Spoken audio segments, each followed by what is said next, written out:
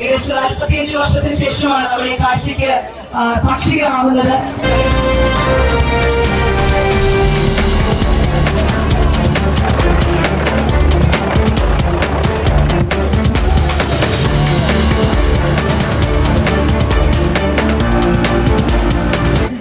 മാറ്റുവഴിക്ക് വലിയ ആവേശം പകർന്നുകൊണ്ട് നമ്മുടെ വള്ളംകളി ഇവിടെ ആരംഭിക്കുകയാണ്. 45 നീണ്ട വർഷങ്ങളുടെ കാത്തിരിപ്പ്. മൂവാറ്റുപുഴയാറിന്റെ ഓളപ്പരപ്പിൽ ആവേശം അണപൊട്ടിയൊഴുകിയ നിമിഷങ്ങൾ. അതെ, മൂവാറ്റുപുഴ നഗരസഭയുടെ ത്രിവേണി ഓണാഘോഷത്തിന് മാറ്റുകൂട്ടി മൂവാറ്റുപുഴയാർ വീണ്ടും കായൽ രാജാക്കന്മാരുടെ പോരാട്ട ഭൂമിയായി മാറിയിരിക്കുന്നു.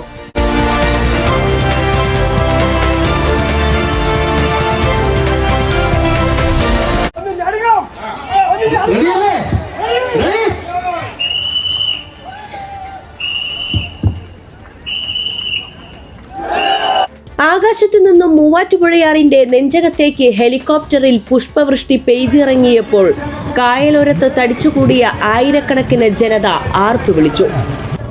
അക്ഷരാർത്ഥത്തിൽ നഗരത്തെ ഒന്നാകെ ആവേശക്കടലാക്കിയാണ് ജലോത്സവത്തിന് കൊടിയേറിയത്. ഡീൻ കുര്യാക്കോസ് MP ഔദ്യോഗികമായി ഉദ്ഘാടനം നിർവഹിച്ച ചടങ്ങിൽ നഗരസഭാ ചെയർപേഴ്സൺ ജോയ്സ് മേരി ആന്റണി അധ്യക്ഷത വഹിച്ചു.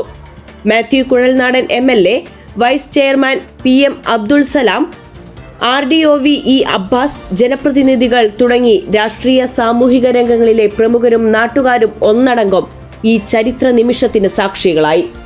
6 റൗണ്ടുകളിലായി നടന്ന വാശിയേറിയ പോരാട്ടത്തിൽ ചുണ്ടൻ വള്ളങ്ങളും വെപ്പ് വള്ളങ്ങളും മൂവാറ്റുപുഴയാറിന്റെ ഓളങ്ങളെ കീറിമുറിച്ചു മുന്നേറി.